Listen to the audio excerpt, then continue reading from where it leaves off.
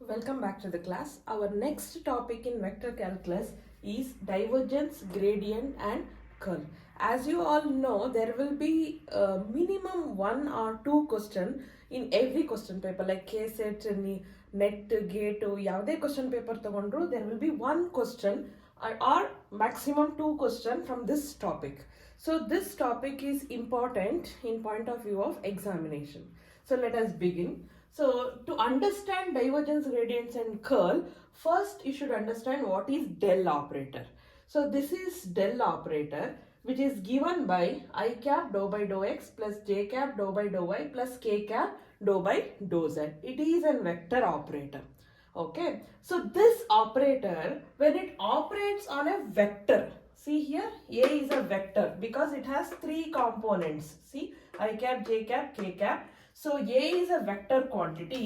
When del operator operates on a vector via a dot product, what do you get? See here. So you're taking the dot product between del and this vector. So I cap dotted with I cap is 1. I cap dotted with j cap vanishes. Okay, I cap dotted with k cap also vanishes.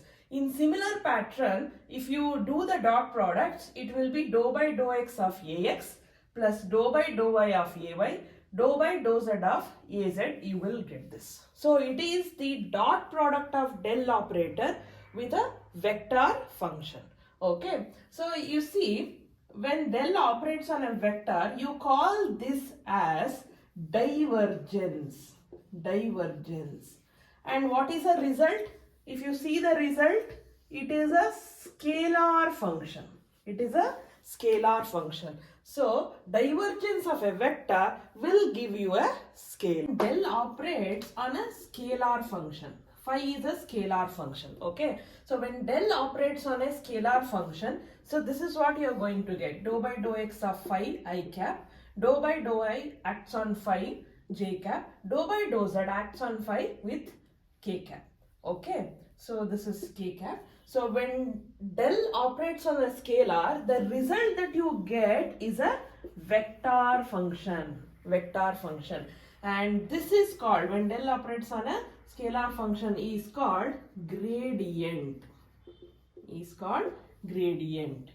Similarly, when this del operates on a vector function via a cross product, you are going to get the curl of this vector function f. How do you find the scalar vector product? So this is how you find the vector product and expand it. So the result is also a vector quantity. So divergence is a del operating on vector via dot product. Gradient is a del operating on a scalar function. And curl is a del operating on a vector function via a cross product. So now let us understand the physical significance of gradient. So you know gradient of phi, gradient is this operator acting on a scalar function will give you a vector quantity. Okay, if you observe this, what is del phi by del x? So this represents how the scalar function is varying along x direction. So this represents how this scalar function is varying along y direction. And this one, how phi is varying along z direction. So basically, gradient of a scalar field will give you the rate of change of that scalar field along different directions. So that is the physical significance. And one more area is there where problem can be asked. If you take a level surface, what is level surface? Level surface is a surface where scalar function have the same value throughout the surface. For example, if you have a level surface like this, okay, so that means if this is x and this is y, phi is constant throughout this surface. Phi is constant throughout this surface. That is called level surface. That means what happens to this? Del phi by del x becomes 0 and del phi by del y is also 0 because phi is constant in this plane. It is xy plane. Now we have to see how this phi is varying along a direction which is normal to this plane. So that is z axis, right? So here if you see del phi by del z, This represents the total gradient of this scalar function for this surface, right? And also you can observe this is normal to the surface. So basically what is this gradient phi? This represent normal to the level surface. In examination they may ask you to calculate unit normal to a given surface. How do you calculate unit normal?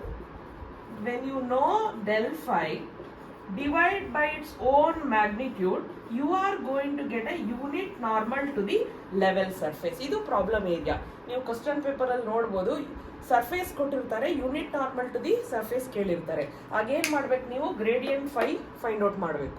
Gradient to it is normal to the level surface and divide by its own magnitude, that gives you the unit normal to the level surface. Okay, one more important point about gradient is how to find directional derivative of phi in any direction A. That means, suppose if this is a level surface and you know the gradient is a vector which is normal to the level surface, if there is any other direction A, how to find the directional derivative of this del phi on this direction A? And the angle between these two directions is theta. So this is given by, directional derivative is given by del phi. Del phi, you know, it's a vector quantity. When you take the gradient of a scalar function, you are going to get a vector quantity. You take the dot product of this vector with a unit vector along this direction. Okay, so if you take this, what do you get? It is the magnitude of this del phi, magnitude of a cap into cos theta. Okay, so this is magnitude of del phi, magnitude of a cap is 1, it's a unit vector, into cos theta. So this gives the directional derivative of del phi along a direction. Like this you can find the derivative of this phi along any other direction. If you see this, it is just the component of this along this direction. That means how this quantity is changing along this direction. So this represents that. And when this directional derivative will be maximum, can you tell me? So this directional derivative will be maximum when theta becomes 0. So cos 0 is 1, that's a maximum. So that is equal to gradient phi, magnitude of gradient phi. So in other words, you can also interpret del phi as maximum rate of change of phi along that direction. Okay, you can interpret this as maximum rate of change of phi along that particular direction.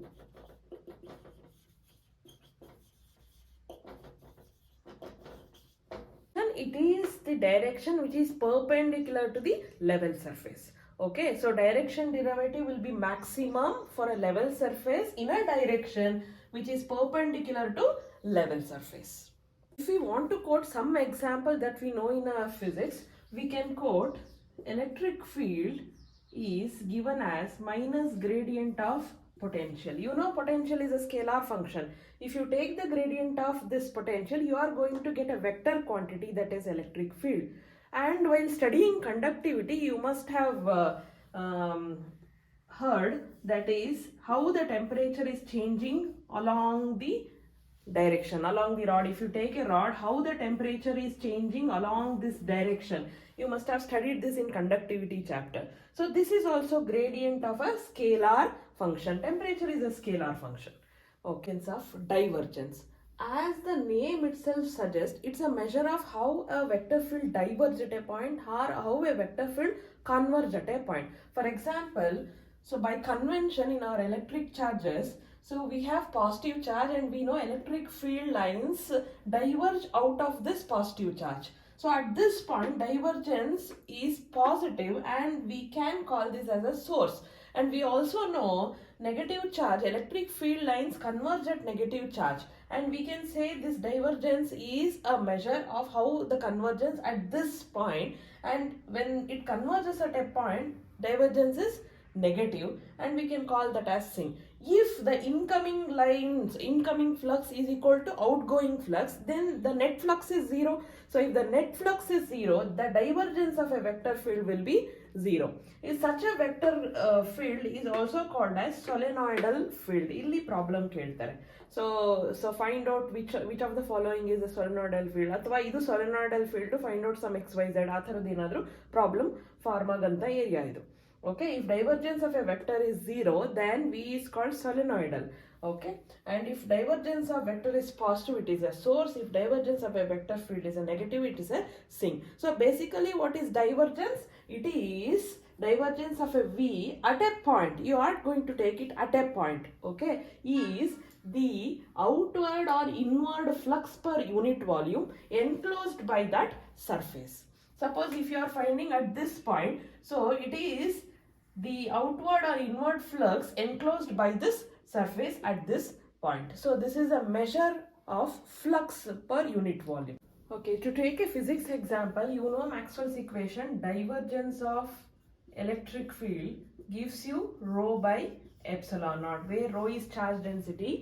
Okay, so this, how the electric field is diverging will give you the flux per unit volume.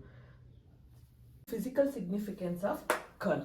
So curl represents how a vector function rotates about a point. If vector function is not rotating about a point, then curl of that vector function will be 0 at that point. For example, you take a fluid tank. Fluid tank, let us assume that velocity gradient will be like this. You know, so fluid, I am taking a fluid tank, and this is the velocity, how the velocity is varying with depth. Okay, and you have a rigid body here. Let us say you have a rigid body like this here. Suppose if I keep the body like this here, the water or the fluid enters this rigid body and leaves the rigid body without rotating this rigid body, right? So in that case, I say curl of this vector field at that point is 0, and that you can say V is irrotational. At that point, V is irrotational. That means it is not creating any rotational effects. Okay, suppose if you keep this rigid object like this, so then you see, so the velocity at this point is hitting this object. The water particle is hitting this object at this point, is tries to rotate this object like this. So it will create a rotational effect at this point. So at this point, curl of vector, if you keep the object like this, it is not going to be 0. It is going to produce some rotational effect. Okay, so then you say this is rotational field. How do you decide the direction of the curl? If this object rotates this way, if this object rotates this way, then the curl direction will be decided using right hand. You curl your fingers along the direction of rotation. Thumb will give you the direction of curl of V. Suppose if it is rotating this way, it will give you, this thumb will give you the direction of curl. So hence we understood what is gradient, divergence and curl and their physical significance. In the next session, in the next class, I am going to solve problems based on these concepts which were asked in the previous examination. Thank you.